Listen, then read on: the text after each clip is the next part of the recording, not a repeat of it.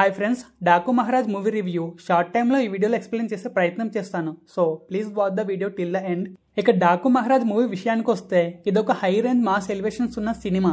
Audience బాలయ్యను ఏ యాంగిల్లో చూడడానికి ఎక్కువగా ఇష్టపడతారో డైరెక్టర్ బాబీ ఆడియన్స్ ఎక్స్పెక్టేషన్స్ కు తగ్గట్టుగా ఈ సినిమాని తెరకెక్కించాడు. ఈ సినిమా మాస్ కాన్సెప్ట్ కొత్తది కాకపోయినా మాస్ ఆడియన్స్ కు మాత్రం మంచి కిక్ ఇస్తుంది. ఒక కమర్షియల్ సినిమాకు కావాల్సిన అన్ని ఎలిమెంట్స్ ఈ సినిమాలో ఉంచారు. బాలయ్య మాస్ యాంగిల్ కు తగ్గట్టుగా మాస్ డైలాగ్స్ తో పాటు బాలయ్య కనిపించే ప్రతి సీన్ కు కూడా హై ఎలివేషన్ ఇచ్చారు. సినిమాలో ఫస్ట్ హాఫ్ అయినా సెకండ్ హాఫ్ అయినా ఎలివేషన్ మాత్రం మిస్ అవ్వలేదు. అండ్ ప్రీ ఇంటర్వెల్ ముందు వచ్చే ట్విస్ట్ కూడా ఆడియన్స్ ని చాలా బాగా సర్ప్రైజ్ చేస్తుంది. ఇక క్లైమాక్స్ మాత్రం ఆడియన్స్ కి అనుకున్నంత స్థాయిలో ఎండ్ ఇవ్వలేదు, కానీ ఓవరాల్ గా స్టోరీ మాత్రం ఆడియన్స్ కి ఎక్కడ కూడా బోర్ అనే ఫీలింగ్ కలగదు. అండ్ ఈ సినిమాకు తమన్ బ్యాక్గ్రౌండ్ మ్యూజిక్ కూడా వేరే లెవెల్ ఇంపాక్ట్ చూపించింది. సినిమాలో ఉన్న మాస్ ఎలివేషన్స్ కు తమన్ మ్యూజిక్ వేరే లెవెల్ హై ఇచ్చింది. అదేంటో కానీ బాలయ్య పేరు చెప్తే తనలో నుంచి కొత్త తమన్ బయటకు వస్తాడు. ఇక సాంగ్స్ పరంగా కూడా తమన్ తన నుంచి బెస్ట్ అవుట్పుట్టే ఇచ్చాడు. ఇక దమ్మిడి దిమ్మిడి సాంగ్ కొరియోగ్రఫీ పరంగా ఆడియన్స్ కి అంతలా ఎక్కలేదు, కానీ చిన్ని చిన్ని సాంగ్ మాత్రం ఆడియన్స్ కు మంచి ఫీల్ ఇస్తుంది. ఇక విలన్ బాబీ డియోల్ కూడా